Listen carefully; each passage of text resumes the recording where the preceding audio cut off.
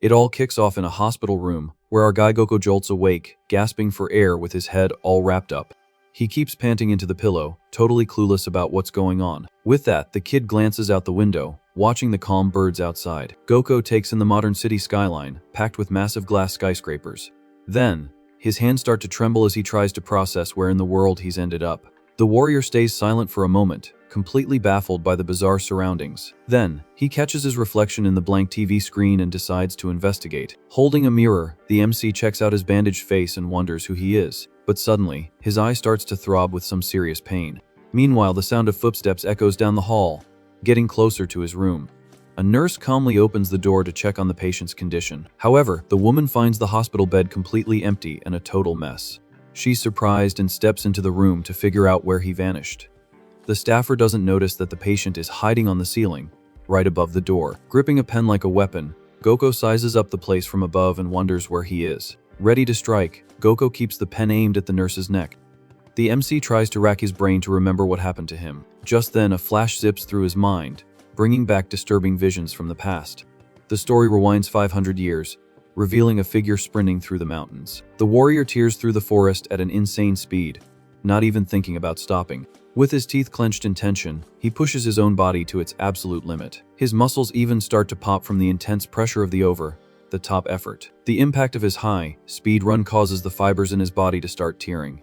That's the ninja Goko in the past, mentally pleading for his master to be okay. Even while coughing up pure blood along the way, he refuses to slow down. A terrifying chill washes over Goko's body as he pushes forward. In the distance, he spots the Hono-G temple being completely swallowed by a massive fire. The red flames destroy the wooden structures without any mercy. The young man freezes as he sees the catastrophic scene in front of him, totally in shock. But suddenly, a volley of arrows cuts through the air, heading his way to take him out. Desperate, Goko screams for his master amidst the relentless explosions. As soon as he realizes the danger Nobunaga is in, the ninja completely loses it. A glowing aura envelopes his body as he activates his secret ability. Using this hidden power, the warrior forcefully reconnects his muscle fibers. With his body restored, he charges at the enemies and slices them up without a second thought. However, an enemy warrior blocks his path in the middle of the intense flames. The intruder immediately recognizes Goko as Lord Nobunaga's personal guard.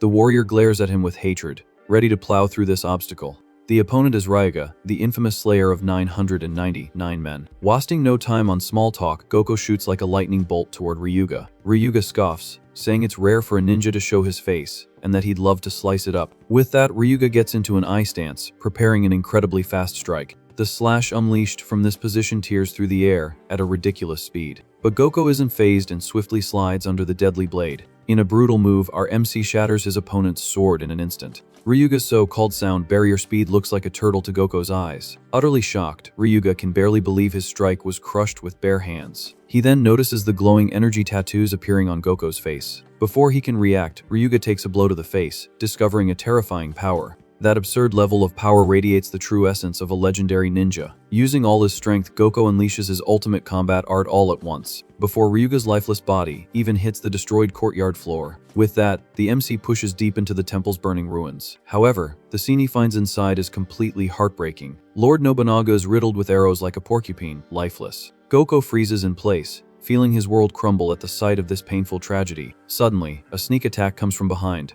silently cutting through the air. Consumed by grief, the ninja lets out a deafening scream, calling for Nobunaga. He senses a sinister presence standing right next to his master's body. It's a warrior wearing ninja armor and a one-eyed mask. Overflowing with hatred, Goko curses him and demands to know who the heck this filthy intruder is. Without waiting for an answer, our guy charges forward in a fury to slice the enemy up. The two begin a brutal exchange of blows amidst the crumbling ruins. The impact of their blades creates intense sparks with each violent, heavy collision. Each of the ninja's desperate attacks aims to completely destroy his adversary. His strikes are so powerful they could easily slice through pure steel. Next, he unleashes a sequence of heavy, energy-charged punches. The force of his kicks could shatter solid rocks in the blink of an eye. But to his dismay, the intruder blocks his powerful attack with just one hand. The MC grunts in frustration, seeing his strength stopped so effortlessly. In a swift move, he tries to rip off his opponent's mask, wanting to see his face. With the impact, Goko does a backflip, gaining distance from the danger. He lands firmly on the destroyed ground, keeping his eyes locked on the threat. The intruder also slides back, keeping his defensive posture intact. Suddenly, the young ninja is startled when he notices something about the retreating opponent. The enemy suddenly unfurls a mystical scroll covered in strange symbols. Goko is completely surprised, having no idea what that paper object is. The intruder performs a sequence of hand seals, invoking a technique. A dark energy explodes around him, forming the frightening symbol of an eye. He continues activating the power, rapidly changing his hand gestures. Then, the opponent's hand glows with an intense purplish power, focused on a single point. Suddenly, a gigantic pillar of blue lightning crashes down from the sky, tearing through everything around it. The brutal impact of this lightning explosion sends Goko flying. Shielding his face with his arms, the ninja tries to withstand the attack's absurd force. However, when the dust settles, he realizes the coward simply fled the scene. Furious, our MC screams at the top of his lungs, telling the intruder to show himself and fight. He demands to know where that scumbag went in the middle of this fiery inferno. But a weak voice calls out to Goko, cutting through all the tension of that desperate moment. It's Lord Nobunaga, using his last bit of strength to ask the ninja not to go after him. The young man runs desperately to his master, hearing that the intruder was far too skilled. Nobunaga deduces that the enemy used a teleportation technique and vanished for good. With tears in his eyes, Goko tightly holds his fallen master's bloody hand. The leader confesses that he's fading, leaving the MC in total despair. Murmuring softly, the Lord laments how frustrating all of this is. He reveals that he could already see a peaceful world, completely free of conflict. Slowly closing his eyes, Nobunaga repeats the word peace as his final wish. The Lord's spirit thanks him for all the support the ninja gave during their journey. He says his biggest dream was to show that peaceful world to the warrior, too. Back in cruel reality, Goko stares at his leader's lifeless body on the flaming ground. The vision of his late master still burns brightly in the shattered young man's mind. Without hesitation, the ninja prepares his own blades, determined to follow the same path. Crying uncontrollably, our MC screams his master's name one last time. The leader's pale face rests peacefully amidst all the violent destruction.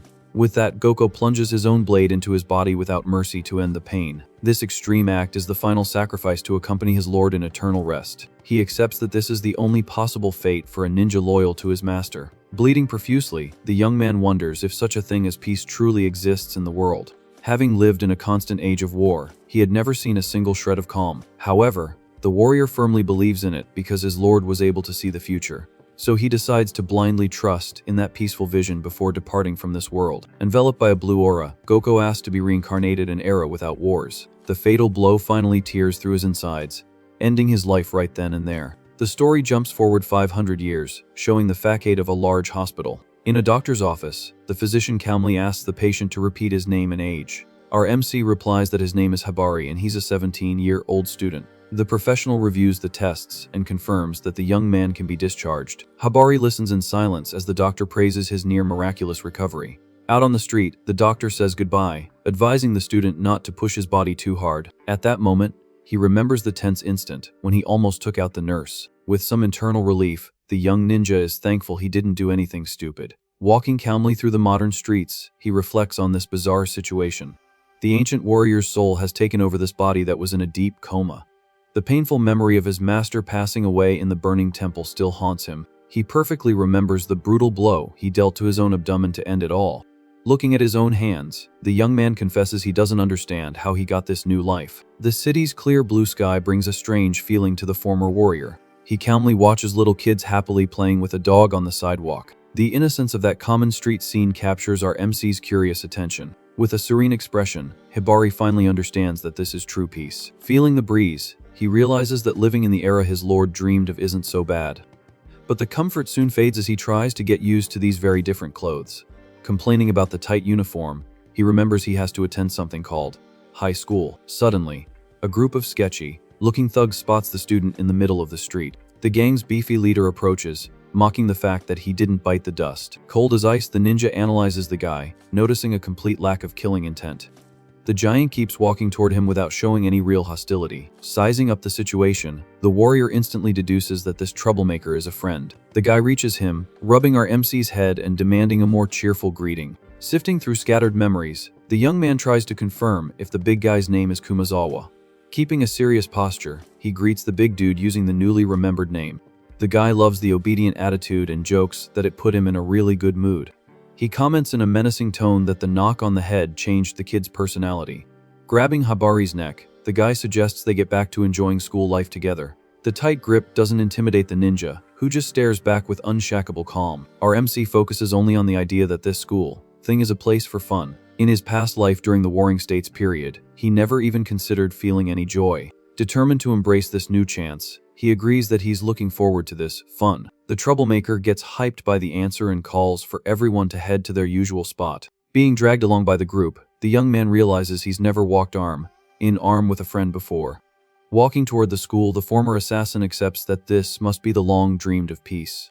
Kumazawa stomps his foot hard on the redhead's head on the ground and tells him to lick his shoe again. Habari watches the scene calmly, standing at a distance. The big guy asks what the problem is and demands that the shoe be left sparkling. Just then, one of the goons comments with a laugh that the kid used to be really good at that. The ninja remains silent, just analyzing the situation without showing any reaction. Suddenly, the bully notices that our MC is paying attention to the guy on the ground. So Kumazawa explains that he got a new chair, since Habari had jumped off the roof. He shows a video on his phone, explaining that the kid's older sister is a cop. In the video, the policewoman is being cowardly beaten up by them on the street. Laughing, the bully narrates that the woman cried a lot and begged for mercy. Taking the opportunity, the group of delinquents thought it would be fun to take off her clothes. The redhead on the ground starts to cry in despair and humiliation, hearing all of it. Laughing loudly, the leader imitates the kid's voice begging them to spare his sister. Suddenly, a brutal kick smashes into Kumazawa's face, sending the guy flying backward.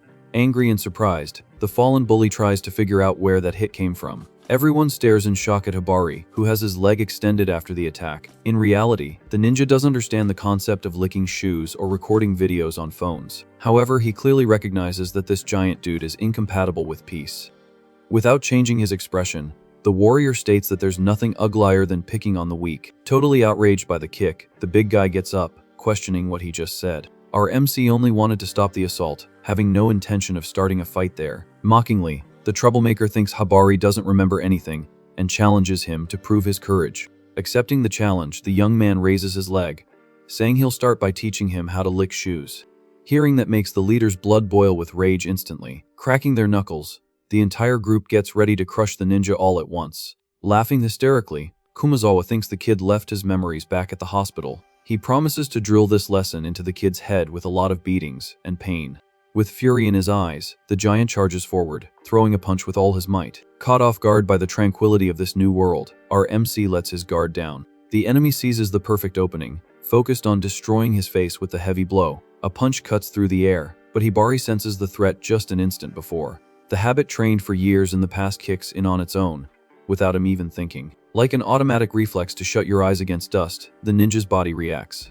This is the pure survival instinct that an assassin develops in deadly battles. In the blink of an eye, our MC delivers a devastating punch to Kumazawa's head. The impact crushes the leader's face, sending blood flying through the air instantly. It was just an involuntary reflex, but the force behind it is completely overwhelming. The troublemaker's giant body flies backward with absurd violence. Startled, the warrior realizes he overdid it and fears he might have taken out a mere civilian. The group of delinquents panics, asking if their boss is still breathing. Seeing the guy writhing to get up, the ninja breathes a sigh of relief that it wasn't lethal. But right after, the young man feels a very sharp pain in his own hand. His hand is all bloody and seriously injured from the brutal impact of his punch. He learns the hard way that this student's body can't handle the recoil of his full strength. The goons notice in terror that their boss's face is completely caved in. Desperate about their leader's condition, they decide to rush Kumazawa to the hospital. As they carry the guy away, the goons swear they'll get revenge on Habari later. Looking at the wound on his hand, our MC thinks that ninjas really aren't needed here. He turns to the red-haired kid on the ground and calmly asks if he's okay. Suddenly, a thick smoke violently explodes around the crouching redhead. The ninja is startled to see that, instantly recognizing the shinobi technique. The smoke clears, revealing a clone trick in place of the previously injured kid. Just then, someone takes a drag from a cigarette and blows the smoke into the air, cursing out our MC without holding back. Hibari watches the guy running toward him, impressed by his stealthy movement. Sensing an undeniable killing aura, the warrior changes his stance and goes on full alert. The redhead glares back at him, revealing right away that he already knows his true identity. A glowing shinobi tattoo appears on the mysterious enemy's forehead and eye. Exhaling the smoke, he introduces himself as Hattori and says he's from the Shinobi Syndicate. Continuing his mission, the guy advances quickly across the courtyard in a threatening manner. In a swift agile move, he throws several ninja tools toward our MC. The intruder charges like a lightning bolt, yelling that he's going to finish off the target right now. Not understanding the situation at all, Our MC wonders what this whole Syndicate story is about. He also tries to process where the heck this Hattori guy came from so suddenly. With dust kicking up from the ground, the enemy leaps high into the air, ready to attack from above. The redhead unleashes custom blades with small motors that rip through the air with a loud whir. Quickly, Hattori pulls out explosive tubes and spreads a very thick smoke across the courtyard. Joining his hands, the enemy begins a complex sequence of jutsus in mid-air. Several explosions detonate along the way, completely concealing his stealthy advance. The redhead activates the smoke prison technique, rapidly engulfing the entire area. Hattori is trapped inside a giant gray vortex that blocks his entire vision. The dense curtain closes in more and more, tightening the circle around the cornered warrior. Pulling out a small hidden blade, the ninja wonders about the reason for this surprise attack. Even without understanding the reason for all this, he's sure he can't take it easy. From the shadows of the vortex, Hattori emerges, delivering a quick strike with a dagger. Blocking the attack at the last second, our MC notices that his camouflage is flawless. The narration explains that ninjas have always used camouflage for infiltration, espionage, and even assassinations.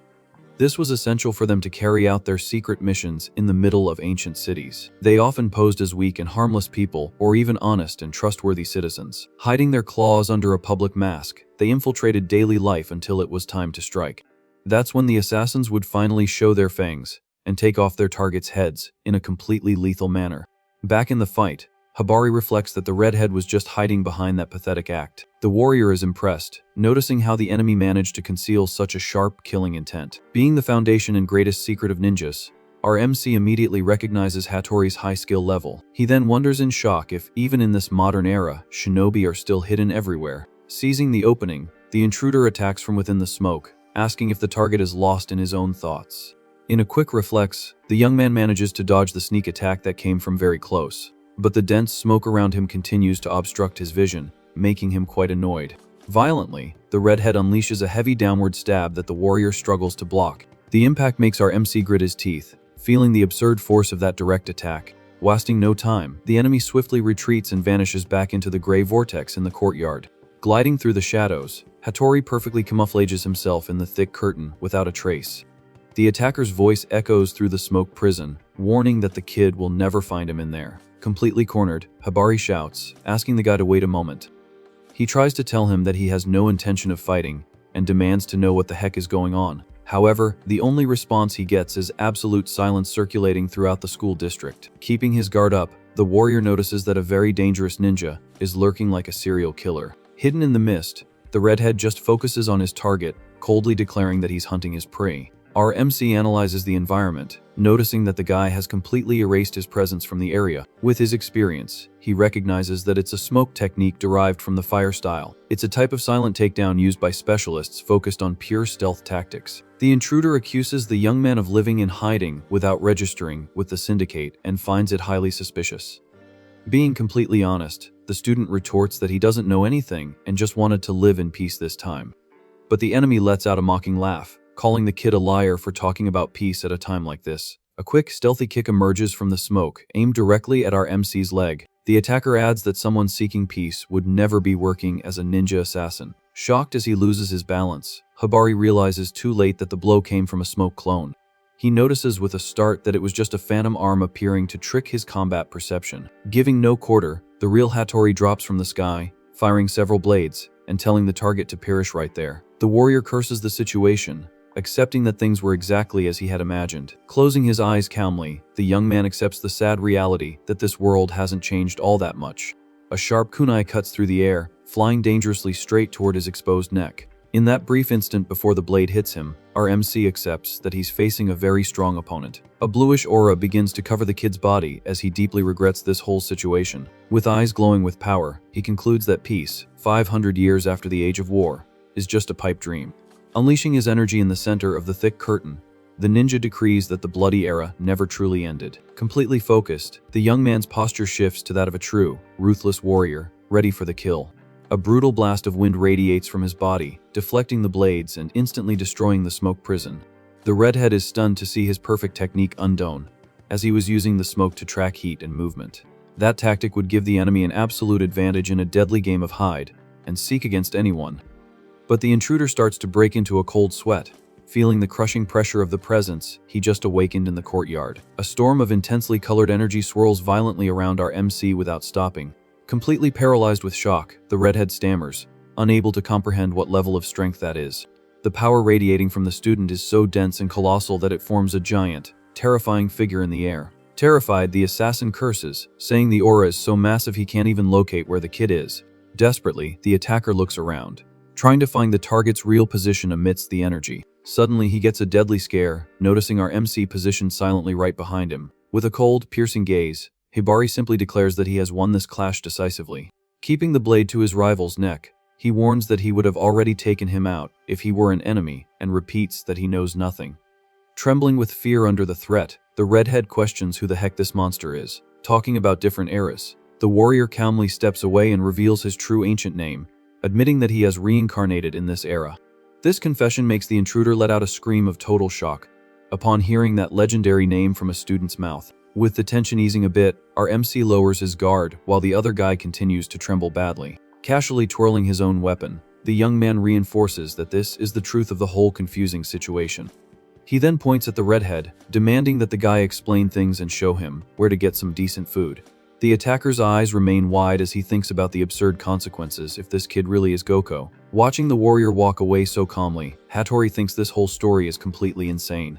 In the shadows of the courtyard, a giant toad with glowing red eyes carefully watches their conversation. The scene changes to the modern facade of a bustling fast food joint in the sunny city. Sitting at the table, the former assassin stares at a double cheeseburger, suspicious if it's actually edible. Losing patience with the weirdness, the redhead rolls his eyes and explains the name of this popular food. Next, the slickster tries to flirt with the waitress, asking for her number, but gets shot down directly. Ignoring his partner, the kid continues to analyze the meal, amazed because he'd never seen anything with those colors before. The redhead devours the burger with gusto while our MC also takes his first hesitant bite. Smelling the pleasant aroma beforehand, he chews the piece slowly and is soon completely surprised by the taste. With his eyes sparkling with joy, the ex-ninja gets emotional upon discovering that this strange meal is incredibly delicious.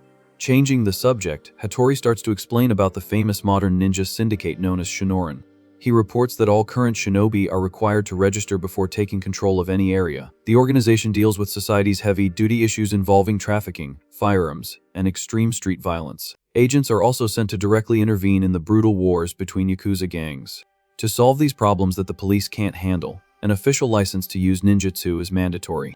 Hattori explains that the organization memorizes the faces of all members, which is why he thought the kid was an intruder. Realizing the absurd mistake, the assassin bows to the ground, offering a sincere apology for the confusion. Cool with the situation, Hibari assures him it's all good, and that the wound on his foot will heal quickly. His partner is completely shocked by his coldness and treating a stab wound as if it were absolutely nothing. Utterly amazed, Hattori stares at our MC, finding his posture incredibly radiant. The Syndicate member reflects that Goko is simply the name of the strongest ninja in all of recorded history. He can hardly believe that a living legend of this caliber is sitting right in front of him, eating a burger. But the expectation shatters immediately when the warrior gets food all over himself, finding it delicious. This unusual scene brings the assassin back to reality in an instant. Trying to keep his cool, he decides he can't let his idol see how excited he is. Sipping his soda, Hattori thinks that showing emotion is a rookie move, and he doesn't want to be left behind. Changing the subject, his partner comments on how this whole reincarnation thing is really hard to believe. Curious about the past, he asks if our MC also knows how to use a teleportation jutsu. Without beating around the bush, Hibari answers directly that the technique wasn't his. In silence, the warrior wonders if his arrival in this era is connected to the power of that one-eyed ninja. Furthermore, the student asks to be called only by his current name. Our MC explains that Goko was left in the past and his identity from now on is just Hibari. Maintaining a serene tone, he confesses that he wishes to experience a new life using this different name. Hearing these words makes the assassin see the warrior glowing again and think it's all very cool. Cutting the formal mood, Hibari points out that they're the same age and asks him to drop the formalities. His partner gets all nervous with the closeness and stammers out a clumsy confirmation. Promising to speak more casually, Hattori reveals that there was another reason he attacked the kid earlier. The warrior immediately deduces that the cause must be the existence of other rogue ninjas scattered around. With that, the assassin explains that using ninjutsu in public is forbidden, but some have been openly attacking civilians. Surprised by the information, our MC hears that the first attack occurred exactly 1 month ago. His partner points out that the crimes always happen on rainy days, when city security is at its peak. He narrates that a government minister slipped into a deserted alley to smoke after finishing his duties. Since the politician was publicly against the tobacco industry, he needed to hide to keep up appearances. Even with both alley exits fully monitored by security, the worst happened inside. Suddenly, the minister started screaming in pure agony as his body swelled up bizarrely. The guards looked on in horror as the man underwent a hideous mutation right in front of them. Thrashing on the wet ground, the politician roared in pain with no one able to do anything to help. Without warning, the minister's body exploded violently, splattering blood everywhere. Hearing the gruesome account, Hattori rests his hand on his chin, processing the gravity of the whole situation. The assassin says the autopsy found a lethal poison, and that the victims keep piling up in the same way. Crushing his cup in anger, he reveals that women and children are also perishing in this massacre, which is being hushed up by the media. Given the difficulty of bypassing presidential-level security, Hattori is absolutely certain the culprit is a ninja. Gritting his teeth in fury, the Syndicate member swears he will hunt down and eliminate the scumbag to protect the city. Observing his partner's anger, the warrior realizes he's driven by a strong sense of indignant justice. Reflecting in silence, our MC concludes that this guy talks too much but seems trustworthy. Pointing to the ordinary people in the diner, the assassin notes that they just want to live their lives in peace. He thinks civilians should continue to believe that ninjas are just ancient fictional legends. To his partner, discovering that assassins are walking freely on the streets would cause mass paranoia in society. The organization's mission is to keep problems in the underworld while secretly protecting the tranquility of the surface. However, Hattori deeply regrets that this fragile peace is being threatened by a lunatic. Our MC imagines a terrifying scene with the people in that place all gone, bathed in blood on the floor. Knowing the warrior's strength, his partner directly asks for help in tracking the poison user. Hattori throws the responsibility on him, stating that someone seeking peace can't just ignore this danger. The student remains silent for a while, just absorbing the weight of that sudden request. Then, he begins to reflect that in his past life, he always acted solely on his master's orders. Closing his eyes calmly, the former assassin wonders who the lord he should obey in this new era is. The image of Nobunaga's smiling face comes to mind, along with his final wish to show his student a peaceful world. Our MC fondly remembers the genuine desire the leader had to achieve ultimate peace. Determined to protect that dream, Hattori accepts the request and promises to lend all his strength to the mission. His partner vibrates with excitement, celebrating that having a legend around is equivalent to the strength of 100 men combined.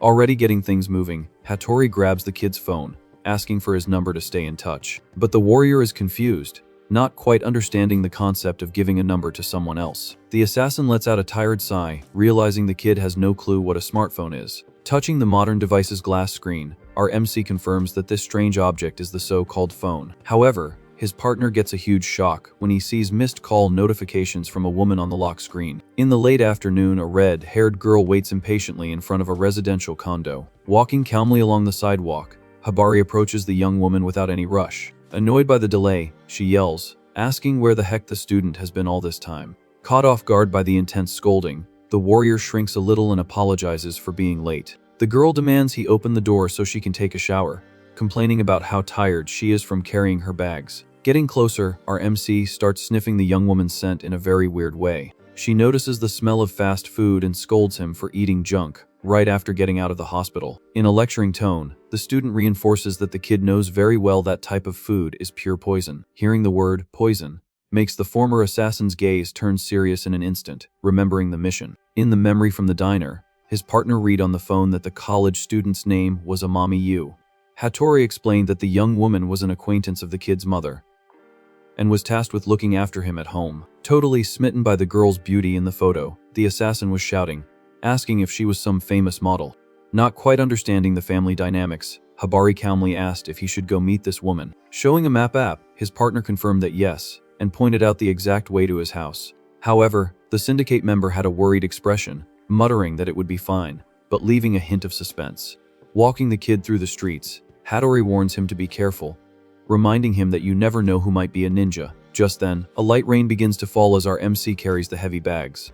Walking toward the building in the downpour, Yu calls out to him, and he confirms he's right behind her. Meanwhile, a strange noise echoes from a closed manhole in the middle of the wet street. A bizarre bluish water creature emerges from within the dark sewer. Now in the hallway of their floor, the redhead says, "Excuse me," and walks ahead toward the door. Watching the young woman from behind, the guy recognizes that this is the so-called Yui. The memory of Hattori talking about something being a real poison comes to his mind. Suspicious because of the mission, the warrior wonders if he can really trust this woman. Entering the apartment, the college student takes off her shoes and notes that the place is actually pretty clean. But Hibari's attention is entirely focused on that gigantic piece of luggage. He finds the absurd weight of the suitcase strange, deducing it couldn't just have clothes inside. Unlocking the luggage, Yui announces that she brought something very good for his body. The sound of the lock opening makes the kid back up a bit, expecting the worst. In a more serious tone, she reminds him that his school has been quite dangerous lately. Suddenly, the girl comments on the need to overcome stronger opponents in daily life. Turning around quickly, the young woman holds up a mysterious container, assuring him that the secret is to gain mass. Analyzing the strange powder, our MC freezes, imagining what it could be. The former assassin panics, thinking the college student brought poison to take him out. However, the redhead excitedly shows off the package, revealing it's just protein supplement. The ninja is left completely clueless about this weird powder. In a scolding tone, the girl throws it in his face that the student has been way too weak. Rummaging through the suitcase, she looks for more things, while the guy remembers the 10 years they haven't seen each other. Straining hard, Yui pulls gym weights out of the luggage. The young woman comments that she always thought he was scrawny, but now she realizes there's no muscle on him at all. Showing off the various pieces of equipment she bought, she tells the kid to train his body properly. The intention is to stop his mother from worrying herself sick and losing sleep. Without any effort, the warrior lifts the heavy dumbbell with one hand, completely confused. Seeing this, the girl panics, thinking he doesn't know how to use the equipment, and tries to teach him the proper form. Faced with this comical situation, our MC is certain she's not an enemy. Shaking as she tries to squeeze the grip strengthener, the college student insists that he's not supposed to do the exercise with just one hand. Watching her effort, the student perceives her genuine concern for the body's real owner. Easily squeezing the strengthener, he wonders why he's even playing along with this. In an affectionate tone, the redhead confesses she owes his mother a lot, which is why she'll be living there for a while. Understanding her side, the young man listens in silence, maintaining his calm demeanor. Very calmly, the girl kindly asks him not to think about taking his own life again. That statement catches the ninja by surprise, making him consider telling the girl the whole truth. After all, the real Hibari's soul no longer inhabited that injured body. Mustering his courage, the warrior tries to start a conversation to reveal his real identity. But the college student interrupts him, stretching her arms and complaining that she's all sweaty. Tired from the long walk there, she starts taking off her shirt right in front of him. This sudden action leaves the former assassin in shock. Using his agility, he turns his back in an instant as she announces she's going to use the shower. Overcome with embarrassment, our MC wonders if humanity has lost all sense of decency in the last 500 years. Far from this confusion, the college student enjoys a very relaxing shower in the hot water. Calmer now, the kid sits on the living room floor, watching the gloomy weather outside. Looking at the photo on his phone, he reinforces that the young woman is just a family acquaintance. Distracted by the device, the warrior concludes that the girl is just an ordinary civilian. Suddenly, a sharp instinct fires through his mind like lightning. The ex-assassin's eyes widen as he senses something very wrong in the environment. Walking to the balcony, he watches the heavy storm pouring down on the city. His red-haired partner's words echo in his head about the attacks on rainy days. Keeping his guard up, our MC reflects that this weather is the perfect setting for a ninja to act. The sound of the water muffles footsteps and makes any stealthy infiltration easier. Coldly analyzing the security, the student is sure there's only one main entrance. The first floor layout confirms that the 3 windows are locked. The same goes for the second floor, where the other 2 exits are also secured. Completely confident, the warrior is proud of having perfectly monitored all the doors and windows. However, he forgot one small detail inside the bathroom. Emerging from the shower drain, the mysterious creature slowly takes form behind the girl. Advancing grotesquely, the aquatic enemy prepares its fatal strike on the young woman's back. The intruder used the plumbing to enter through an underground access our MC was unaware of. Distractedly washing her hair, the college student feels a strange presence and turns her head. The slimy monster finishes rising, assuming its bizarre humanoid form. Sticking out a disgusting tongue, the creature gets very close to the victim's shoulder. The girl gets a terrible fright as she comes face to face with that aberration in the water. In the blink of an eye, a devastating punch tears through the air and hits the monster's face. Hugging the girl to protect her, Hibari lands the blow on the intruder as she screams his name. Startled by the enemy's texture, the warrior notices there was no impact from the attack at all.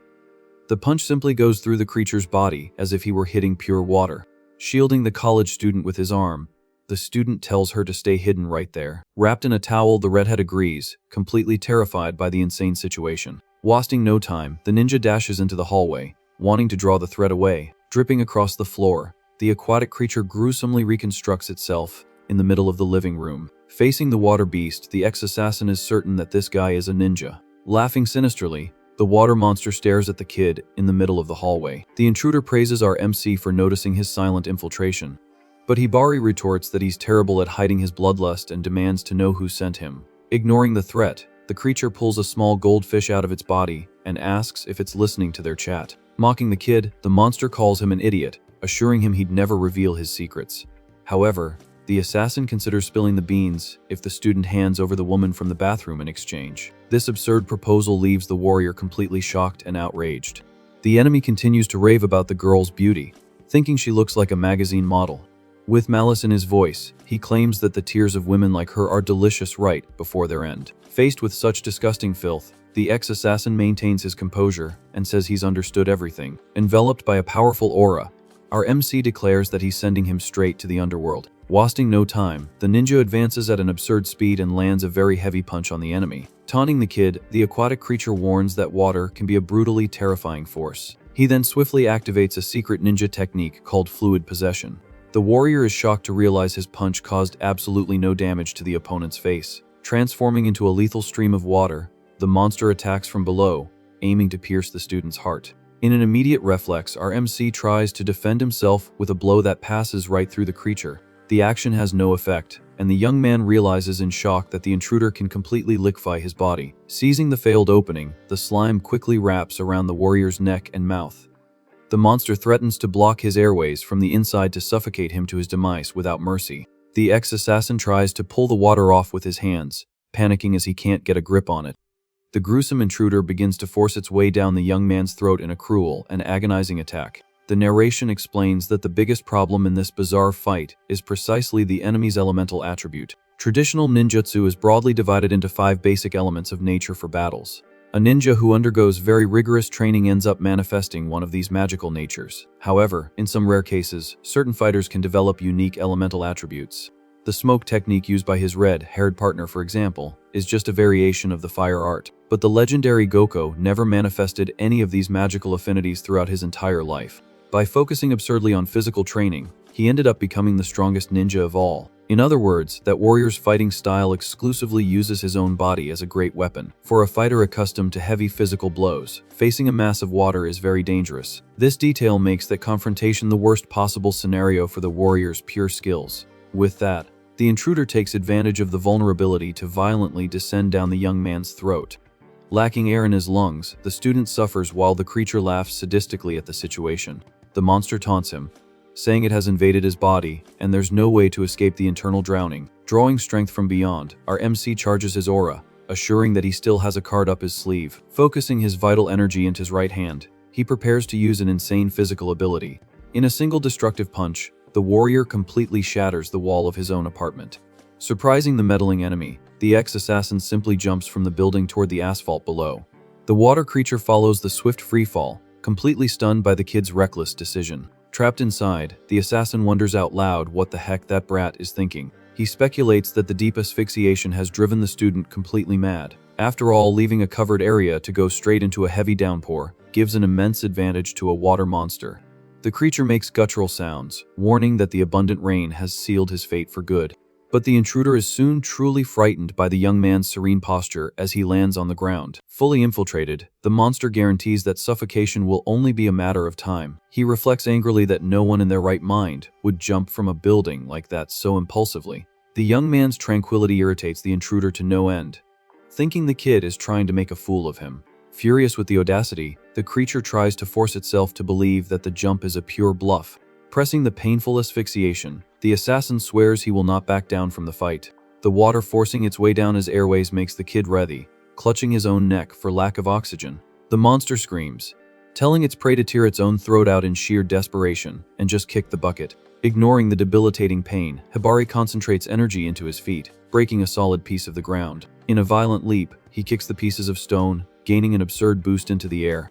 The aquatic aberration blinks, completely misunderstanding the purpose of that useless jump toward the wires. With great dexterity, the warrior grabs a high-voltage cable right in the heavy rain. Feeling the dangerous charge, the intruder finally recognizes the terrifying threat behind those black cables. Seized by immediate terror, the creature begs the kid to let go and not end him. Even while choking on the slime, the young man coldly declares that the fight has turned into a tough endurance test. Without any mercy, he squeezes the wiring tightly, injecting his strength and generating an immense flash. The intense shock tears through our MC's arms and hits the creature trapped in his midsection head-on. Fried by the conducted electricity, the slimy monster lets out a deafening scream of pure suffering. The student also suffers greatly from the shocking impact passing through his nervous system. The narration explains that the assassin from the past would never understand the real concept of a modern power cable. However, his primal senses allow him to track dangerous scents, like the concentrated electricity within. The electric punishment continues to pour down from the wiring, electrocuting the aberration without any let-up. Even feeling his flesh burn horribly from the high voltage, the ex-assassin firmly resists with his eyes closed. After the merciless discharge ends, the warrior plummets, exhausted, and hits the wet street below. Shivering from cold and pain on the dark sidewalk, he vomits up a good portion of the slime that was blocking his breath. Forced out of the tight space, the aquatic creature slithers out, completely damaged by the lethal shock. The spreading puddle hits the soaked asphalt, slowly moving away from the teenager's kneeling body. Trying to regain its original form, the panting enemy laments not being able to maintain its water disguise. Terrified by the prey's frightening tenacity, the assassin focuses on crawling away to save his own life. But the storm finally gives a silent reprieve as the monster sees the young man walking imposingly toward it, brutally smashing the injured creature's face against the sidewalk with his sharp hand. Hattori declares the end of the night's hunt. Agonizing from the brutal electric shock, the aquatic creature writhes while Hattori maintains a firm stance. Staring coldly at the enemy, our MC announces that the fun in the water is finally over. With that, the monster's eye widens, completely overcome by pure terror of the situation. Desperate with the unbearable pain, the intruder screams, begging the kid to wait a moment. But the request is ignored, and the ex-assassin continues to channel the merciless energy through the cables. The violent shock fries the aberration's body in the middle of the wet asphalt without any let-up. Losing control of the technique, the terrifying form dissolves as the beast screams in agony. Soon, the enemy is completely incapacitated, ending the crazy fight in the rain for good. With the storm coming down, the student silently observes the intruder's true form lying on the street. Dripping with water, he analyzes his own hand, feeling the heavy impact the technique had on his body. Letting out a relieved sigh, the young man holds a small goldfish and regrets having destroyed the house. Back in the destroyed hallway, the kid feels the pain of his wounds and observes his clothes, all scorched. He reflects in shock on how much that level of electricity hurt his student physique. Hattori admits he was very lucky the aquatic opponent was naturally weak against lightning. To make matters worse, he admits he would have been crushed by a lightning master and decides he needs to train much more. Opening the bathroom door, exhausted, the warrior comments to himself that he'll have to get back to training. Huddled in the corner of the room, Yui trembles with fear, clutching only a white towel. The college student is slightly startled to see the kid suddenly enter. With a calmer gaze, our MC reassures the girl, telling her that everything is okay now. Hearing this makes his friend look at him with her eyes welling up with pure relief and security. However, she notices the kid's burnt clothes and nervously asks who that hideous man was. Still terrified, the young woman insists on knowing what the heck happened to make him look like that. With no strength in her legs, the girl stumbles forward and ends up falling right into the student's chest. Caught completely by surprise, he hears Yu ask for a shoulder to lean on, as she can't stand up. A bit awkward with the situation, the warrior agrees to support his scared friend. Embarrassed, the college student leans on him, feeling the skin-to-skin contact through the short towel. With her face hidden, the girl quietly thanks him for saving her life in that inferno. The former assassin becomes even more flustered, feeling the girl's unexpected closeness. Out of nowhere, Hattori just slings Yui over his shoulder like a sack of potatoes. Totally indignant, the young woman starts yelling, telling the psycho to put her down right now. The girl complains that she only asked for a shoulder, explaining that normal people don't do that. Understanding the modern mix-up, our MC puts her down as she adjusts the towel on her body. In a playful tone, Yu apologizes for calling the guy a weakling earlier. She tosses her wet hair back, commenting that he even seems a little stronger now. Observing his friend's cheerful mood, the warrior responds with a very calm and serene look. On a video call, Hattori confirms the capture of the water ninja and bets it'll be a while before he wakes up. Hiding in a dark alley, his partner reports that the Syndicate's recovery team is already on its way. Watching the city from a rooftop, the assassin thanks the kid for taking care of business early. Showing the unconscious intruder, our MC asks if this is the killer they were looking for. Thoughtfully, the Syndicate member agrees that the aquatic technique explains the attacks on rainy days. He deduces that the monster was watching their fight in the schoolyard earlier that day. Sitting in his own room, Hattori concludes that the intruder was sent to his house on purpose. Staring at the goldfish in the bowl, the ex-assassin thinks that's the only logical explanation. On the other end of the line, Hattori supposes the enemy wanted to eliminate the competition to continue the slaughter. But suddenly, his partner's eyes widen in pure shock at seeing something bizarre on his phone screen. Over the phone, his partner screams in desperation, telling Hibari to look behind him quickly. Our MC is startled to see several bizarre frogs on the bed next to the prisoner. Screaming, Hattori warns that if that's a jutsu, the enemies have come to silence the witness. With frightening speed, one of the frogs shoots out its tongue, aiming to burn the valuable file. The ex-assassin freezes, realizing those things are loaded with poison needles. The disgusting creature spits a volley of spines while his partner pleads for him to save the guy. Calculating the distance, the warrior realizes in a millisecond that he won't get there in time to block the hit. Without hesitation, the young man quickly concentrates an absurd amount of aura into his fingertips. Using this sharp energy, he pulls several loose pens from his desk. In a fraction of a second, the student throws the simple objects as if they were deadly kunai. The improvised projectiles tear through the air, violently shredding the poisonous frogs to pieces. Having hit all the targets with surgical precision, the kid runs toward the bed in relief. However, the warrior's survival instinct blares, and he freezes in place, completely in shock. A final frog hidden on the floor launches its long tongue, escaping the young man's field of vision. With a direct hit, the venomous needle embeds itself right in the middle of the lying intruder's face. Waking up suddenly, the man's eyes go wide, and he spits blood, feeling the poison take immediate effect. The student watches in horror as the fatal infection takes over the victim at an unreal speed. Screaming in extreme agony, the ninja's face begins to swell and undergo a grotesque and painful mutation. In a violent burst, the intruder's entire head explodes, spreading a sea of blood across the room. With a swift movement of his arm, Hibari bats away the remains, preventing the goo from getting on him. Taking advantage of the explosive chaos, the last frog leaps swiftly toward the open bedroom window. The bizarre animal jumps out into the rainy night, leaving only a trail of ninja smoke behind. The ex-assassin grits his teeth in frustration, watching the creature disappear without a single clue. On the blood-soaked bed, the bodies of the other shredded amphibians also begin to vanish. Dissipating like smoke into the air, the summons leave only the pens used in the attack on the bed. Through the screen of the fallen phone, Hattori desperately asks if the prisoner is safe from the attack. Staring at the headless corpse, our MC apologizes, stating that he failed the mission. Holding the device, the warrior hears his partner confirm that this is the serial killer's method. Analyzing the disappearance of the creatures, Hibari finally understands the bigger picture of the complex situation. From the dark rooftop, the Syndicate member hears the kid state that the Frog Master is the real culprit. Annoyed, Hattori laments the loss of the prisoner, pointing out that the guy was a valuable source of information. But Hibari analyzes the bloody corpse on the bed and assures him they didn't leave completely empty-handed. Observing the mark on the deceased's back, our MC notices the tattoo is shallow and was done less than a month ago. This means the intruder was just an ordinary civilian living a normal life until very recently. Utterly shocked, Hattori explains that the shinobi mark is a top secret and isn't done on just any street corner. His partner is outraged, trying to understand if the water monster really gained those abilities out of nowhere. With a very serious posture, the warrior states that they can deduce two important things from this situation. The first is that the poison master is clearly gathering many more disposable pawns for his plans. Furthermore, the enemy has some bizarre method capable of awakening ninjutsu in amateurs at an absurd speed. Confused by all this, Hattori questions why and how this is possible, but our MC doesn't know either.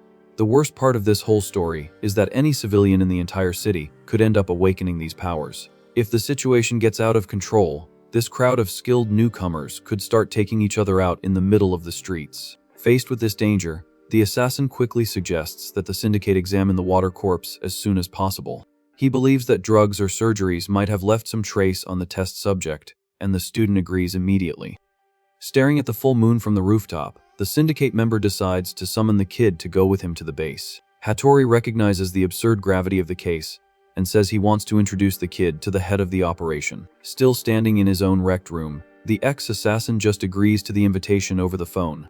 The young man calmly walks to the window and watches the full moon illuminating the modern city sky. Reflecting on the next steps, the warrior decides he really needs to visit this so-called ninja syndicate. The scene suddenly shifts to a nighttime setting covered in very dense, tropical vegetation. Suddenly, a man's eyes fly wide open, consumed by an inexplicable shock of terror. Thrown on the ground of this mysterious jungle, a young man tries to process where the heck he is and why. He soon realizes his arms and legs are tightly bound, wondering who set up this ambush. Trying not to freak out, the man takes a deep breath, remembering his name is Seizo and he's an official Syndicate agent. His memory starts to return, bringing flashes of the exact moment he was patrolling the city rooftops. During the night mission, the agent caught a strange scent in the air and found a very suspicious purple smoke.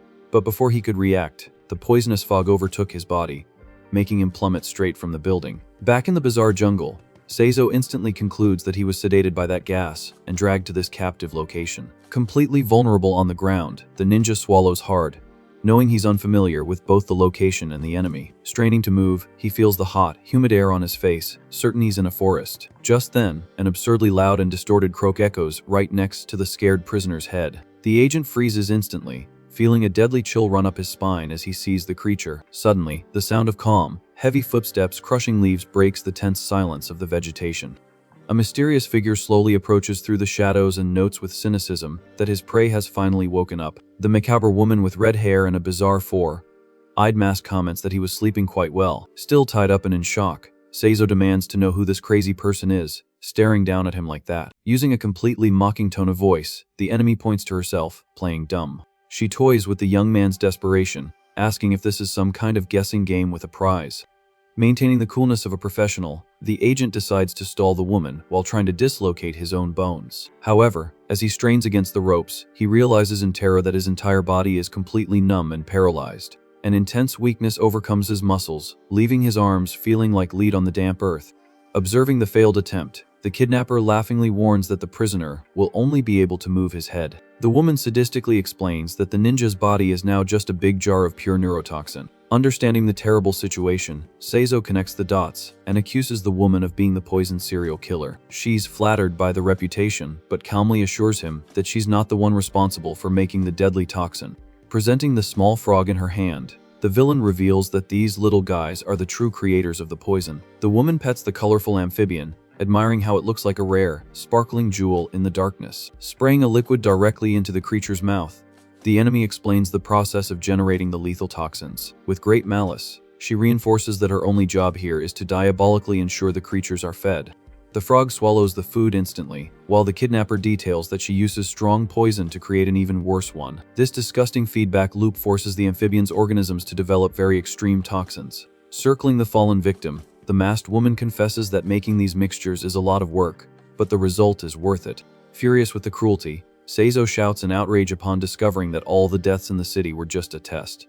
Ignoring the agent's anger, she coldly compares her actions to normal human laboratory experiments. With a pure psychopath's gaze from behind the mask, the assassin decides to test her new lethal creation right then and there. Suddenly, one of the giant frogs leaps with absurd force toward the immobilized prisoner's face. In a bizarre, coordinated attack, several other poisonous amphibians advance through the air, ready for the deadly strike. Completely surrounded by those disgusting, loudly croaking creatures, the agent panics, unable to escape. The crazy woman laments, having failed to completely silence the previous victims in the city.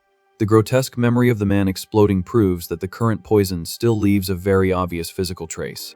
Watching the creature land near the target, she understands perfectly that any evidence would attract unwanted attention. Planning for the future, the assassin decrees that she needs a much more potent toxin to face her enemies. With its mouth wide open, exhaling purple smoke, the frog prepares a chemical designed to disintegrate people. Like a merciless lightning bolt, the long, pointed tongue tears through the wind straight toward the prisoner's defenseless body. Refusing to go out like a lab rat, Seizo curses the woman and awakens a fiery aura in his eyes. With a deafening scream of pure determination, the agent pushes his limits, instantly activating his fire power. A gigantic, furious column of flames explodes from the ninja's body, deflecting the attack in a luminous instant. But the sadistic villain just smiles at the intense heat, thanking the fiery test subject for the wonderful sacrifice. Overcoming the hot barrier effortlessly, the poisoned tongue brutally pierces Seizo's skull in a fatal blow. The absurd poison enters his bloodstream and starts to melt the agent's face in a second of pure agony. The ninja's entire body instantly liquefies, leaving only the amphibian's tongue retracting.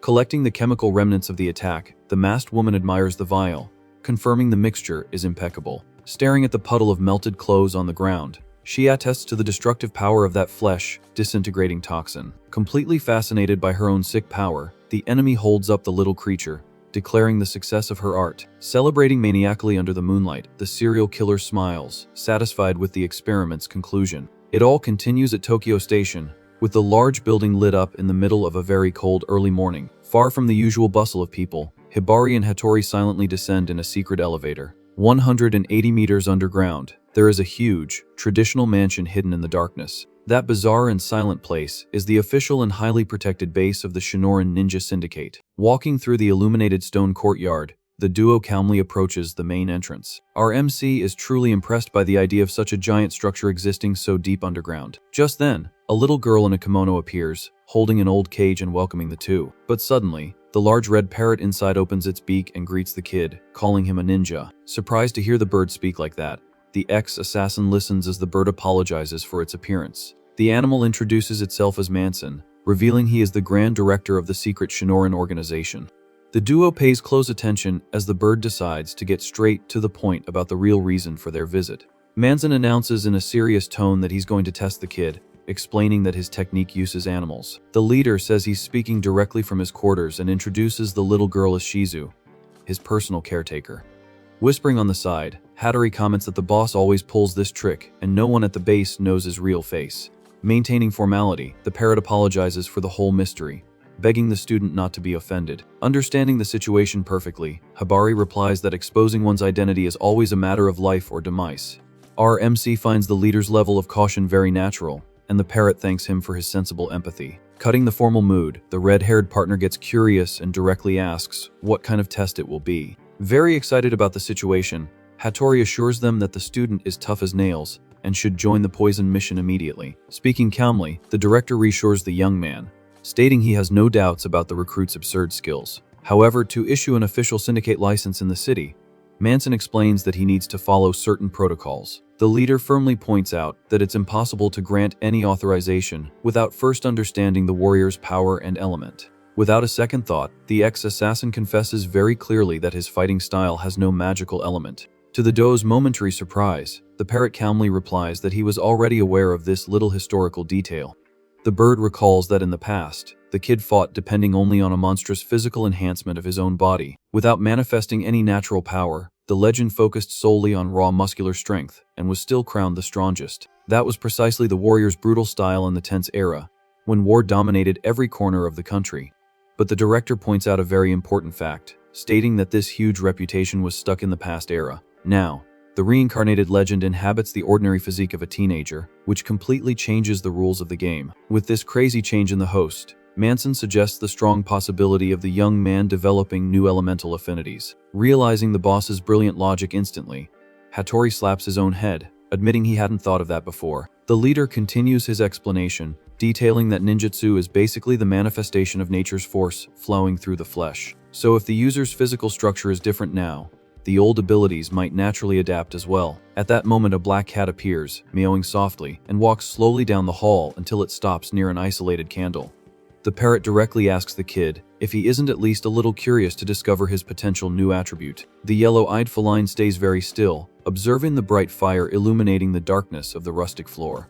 Staring at the scene with a very focused gaze, our MC pays attention to the proposal, feeling the mood in the hallway grow heavy. Breaking the dramatic silence of the base, Manson officially decrees the start of an internal evaluation rite. The ex-assassin enters a gigantic and very empty training hall with rice paper doors.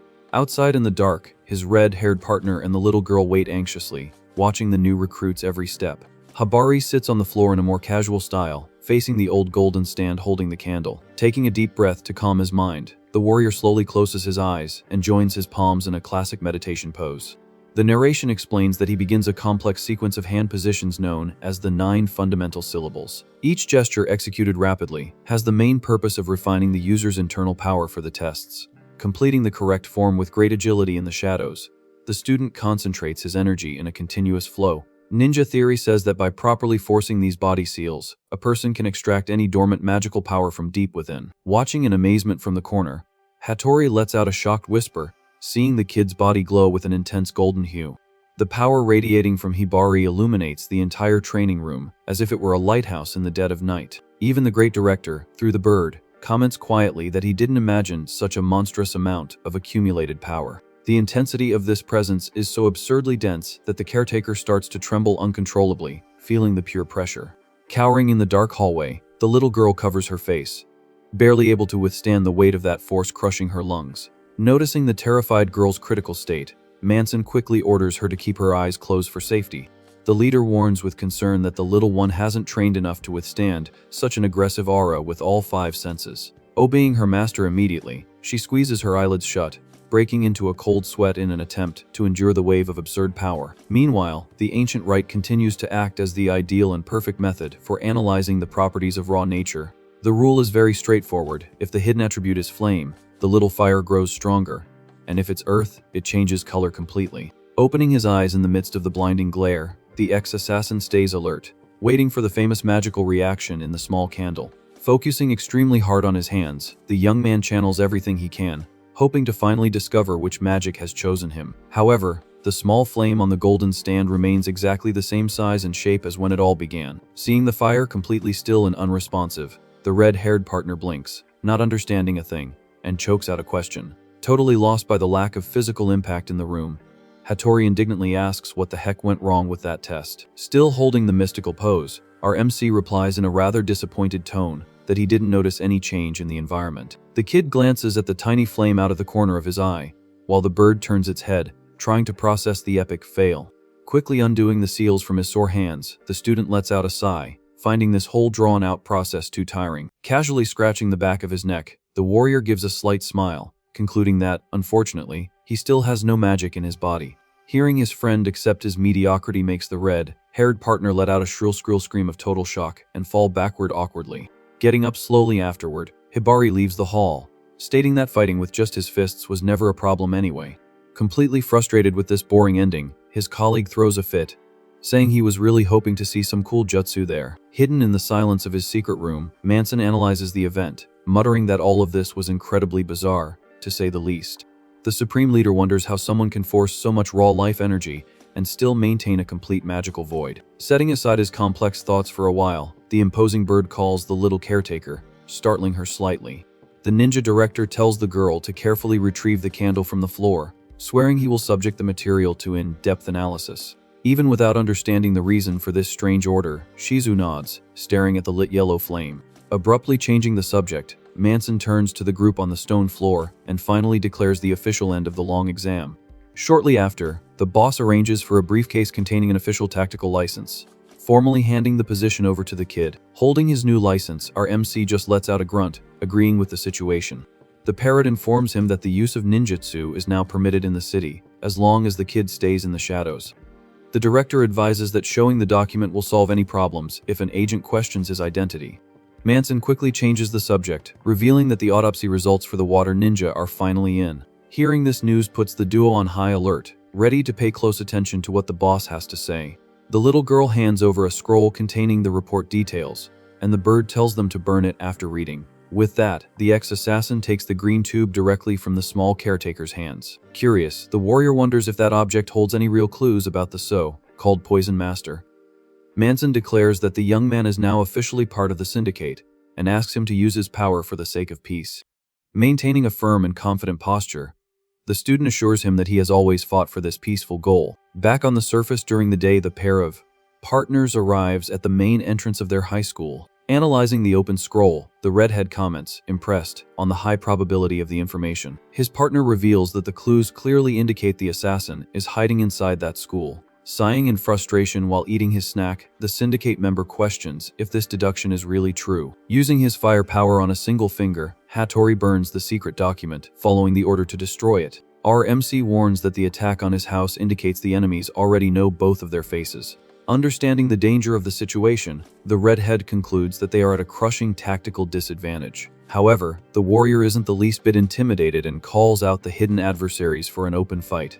Wasting no time, the kid confidently strides across the courtyard toward the main school building. Meanwhile, a female figure holding a gruesome mask watches the duo from the top of the stairs. The mysterious person silently hides behind the glass, tracking the student's steps. The two partners calmly walk up the steps, unaware they are being watched from very close by. The assassin laments that the culprit is in there, since he searched the entire building without any success. He deduces that finding no clues proves the Poison Master is at an absurd level of stealth. The narrative flashes back a few hours, showing a delicious plate of rice with meat in a city park. Devouring the meal in amazement, the ex-assassin confesses he never dreamed of eating such a good combination. Beside him, the redhead gets deeply annoyed as he eats, reading the contents of the Syndicate scroll.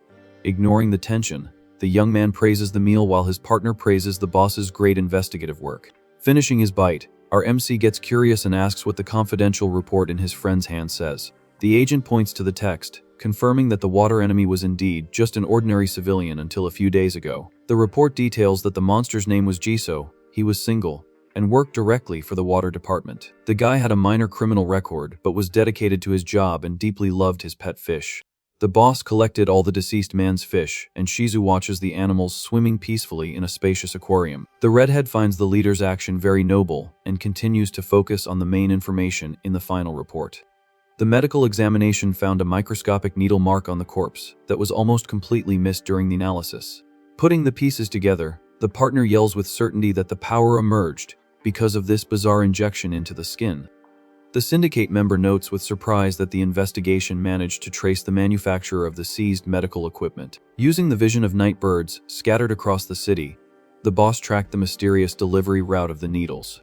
The entire suspicious shipment ended up being unloaded directly inside the high school, where the two young men now study. Understanding the absurd gravity of the problem, our MC agrees, feeling the great weight of this tense revelation. Analyzing his own calloused hand, the warrior calmly concludes that their target is right there in the building nearby. Annoyed by the stealthy invasion, the redhead starts setting up small ninja traps using common school supplies. The student questions his friend's hasty attitude, who replies by stating that any improvised defense is welcome now. Staring at his ally's dedication, our MC finds the small secret weapon assembled by his colleague a bit amusing. After this long reflection in the courtyard, the two walk through the busy hallways, maintaining maximum attention on their surroundings. With a very serious posture, Hibari informs his friend that their secret identities have been completely blown. The redhead agrees with the imminent danger in the area and tells his partner to watch anyone who approaches suddenly. Just then, a group of students runs down the hall, wanting to record viral videos of the ex-assassin at school. One of the boys praises our MC's strength, excitedly stating that he heard about the heavy beatdown given to the giant bully. Completely caught off guard by the comment, the Syndicate agent panics, trying to understand how the gossip spread so fast. A teacher appears, scolding the student for the violent fight, while others try to get her in the hectic recording. The redhead nervously realizes that even the teachers know what happened and finds the situation too dangerous and bizarre.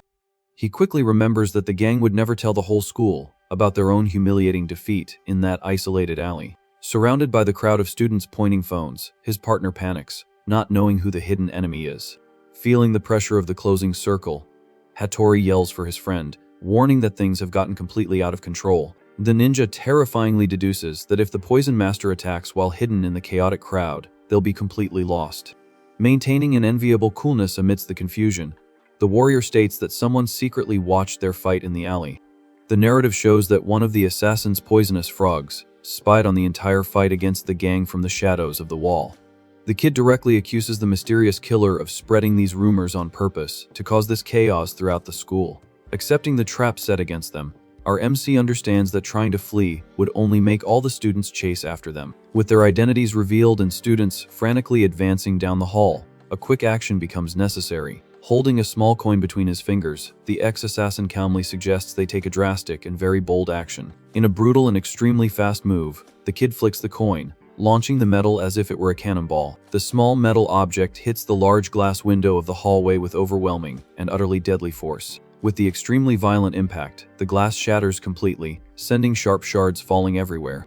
The crowd of teenagers screams in pure terror at the sudden destruction, leaving even his partner shocked by the explosion. Chaos immediately erupts in the area as everyone desperately tries to back away to avoid stepping on the thousands of sharp pieces. Stunned by the physical strength demonstrated, the Syndicate member can hardly believe a simple coin destroyed the entire reinforced structure.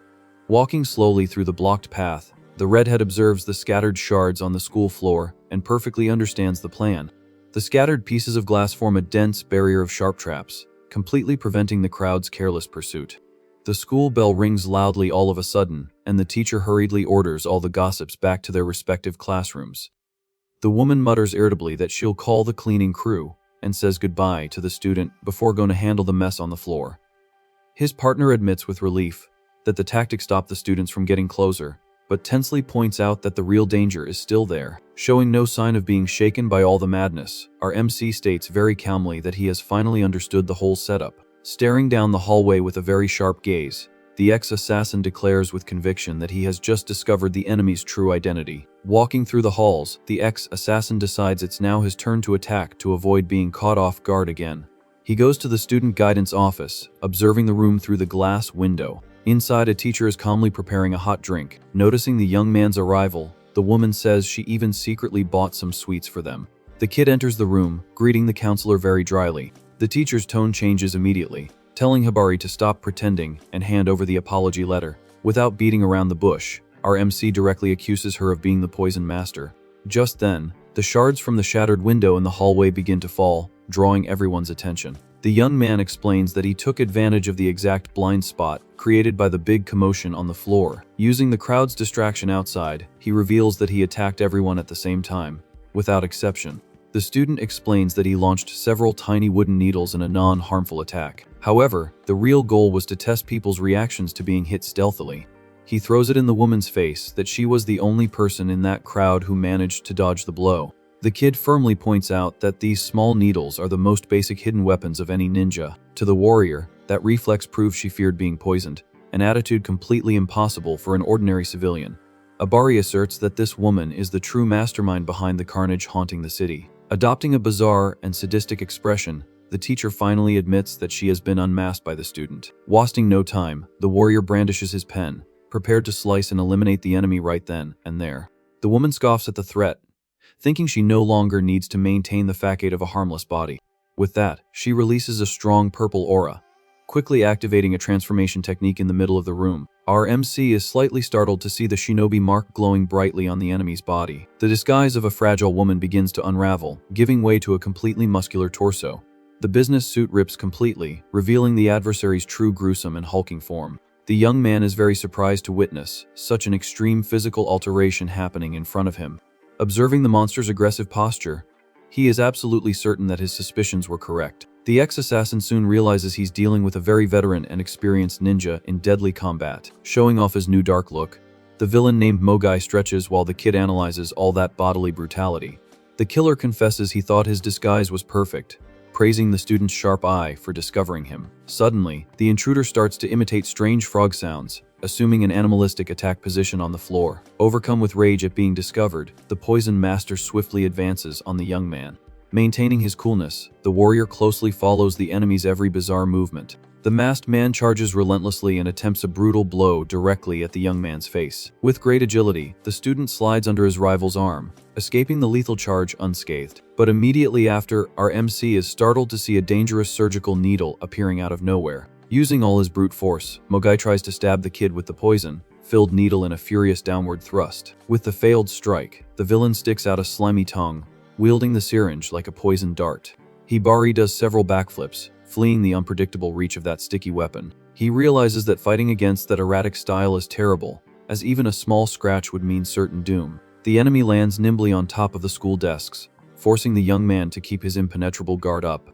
Retracting his long tongue, the killer clicks his mouth in frustration, complaining that the kid is too good at dodging. Cutting off the annoying talk, the ex-assassin wastes no time and throws his pen at sonic speed. The impact shatters the needle, splattering the lethal liquid, and leaving the masked man completely shocked by the absurd precision. With an intimidating look, our MC comments that the object seemed to pose too great a danger. In a relaxed tone, he announces that he took the liberty of breaking the sharp object to avoid future headaches. Watching the toxin drip onto the destroyed floor, the villain groans in anger, lamenting the immense waste of such a rare resource.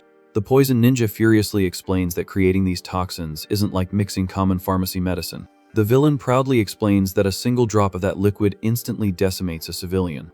With enormous sadism, he says he needs to make mountains of test subjects suffer to achieve the perfect chemical mixture. Foaming with rage, the masked man screams, asking if the punk understands the amount of blood that was in that broken tube. This cold cruelty irritates the warrior to his core, who coldly asks how many lives the monster has taken in his research. Sporting a psychopathic smile, Mogai boasts of having already executed 178 targets across the country.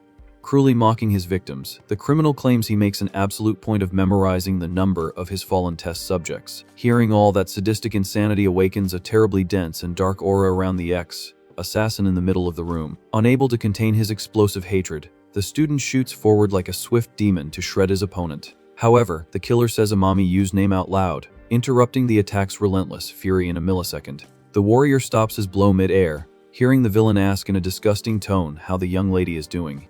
He freezes his own body, feeling a terrible chill as he understands the lethal weight of the threat the enemy just made. Completely oblivious to this deadly situation, the young college student enjoys the calm evening air in the comfort of her home. Amami Yui stretches, doing her nightly yoga session very relaxedly while listening to music. Intensely savoring his perverse advantage, the assassin confirms he has made the girl his main hostage. The cold-blooded killer calmly reveals that his ninjutsu acts as an extremely lethal and precise remote control. With the trap set, he warns that the amphibians scattered around the house will slice up the college student at his first signal. Perversely mocking the silent desperation of his cornered prey, the villain stares at the young man, questioning his anger. Forcing the kid to surrender on his knees, the assassin threatens to end everything if the target takes just one more false step.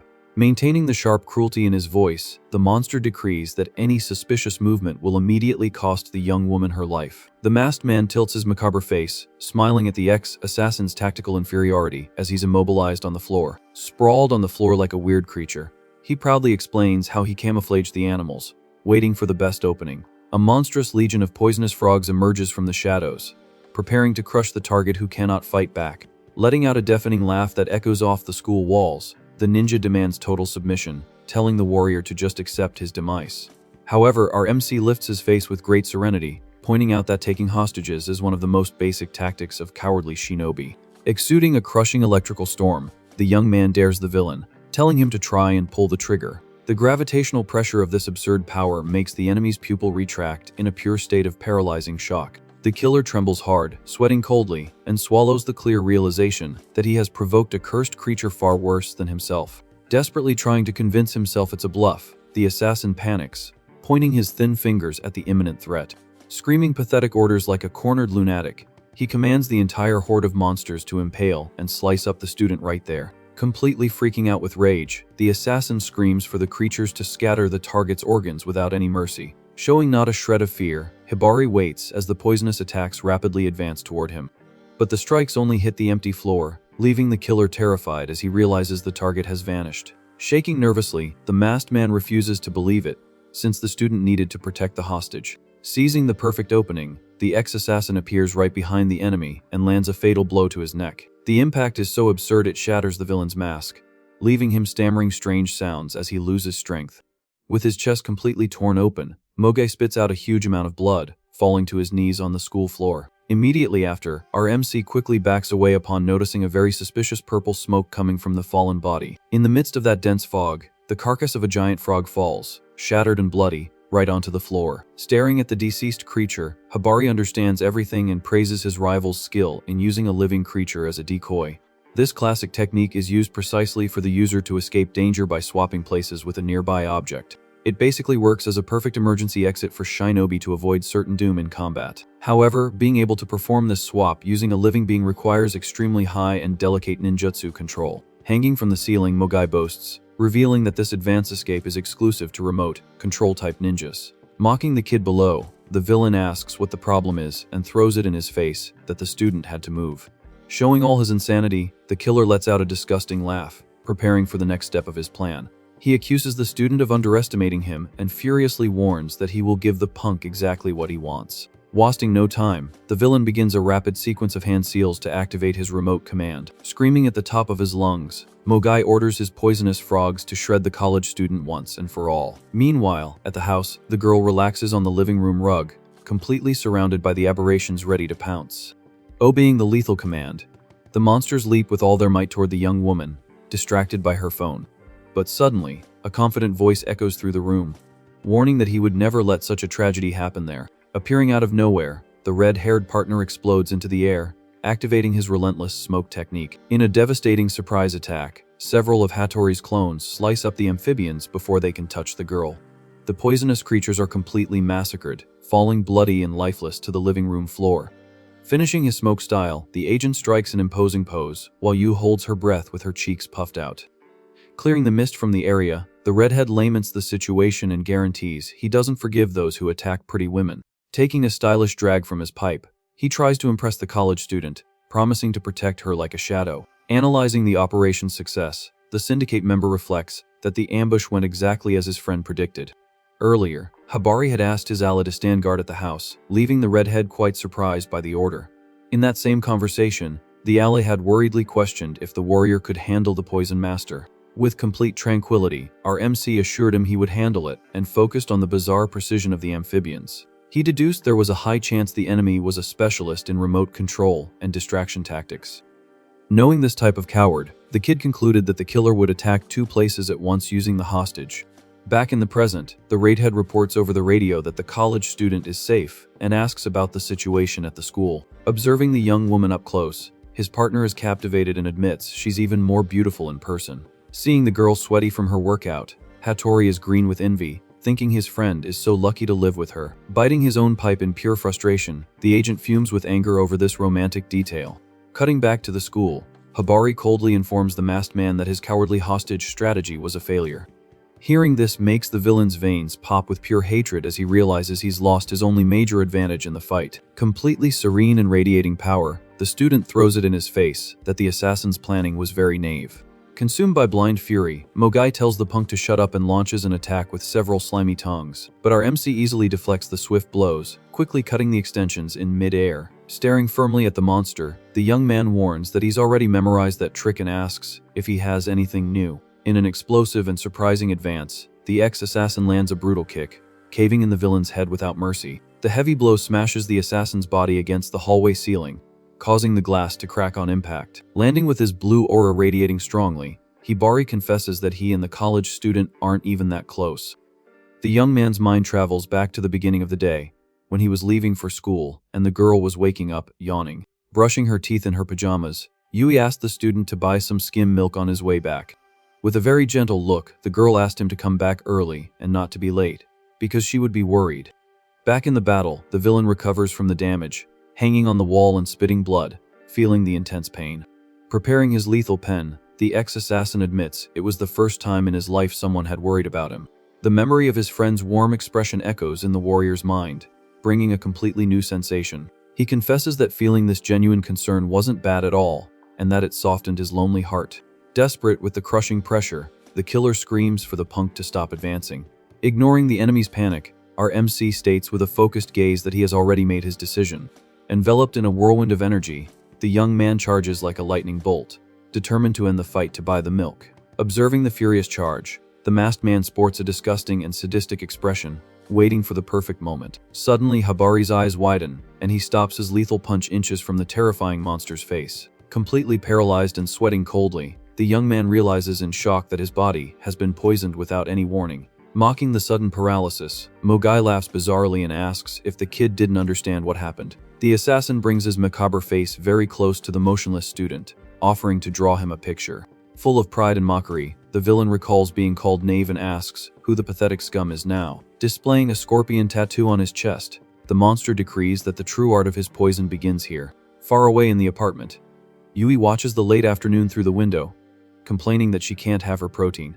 Bathed in the sunset light, the college student just hopes her friend hurries up and comes home soon.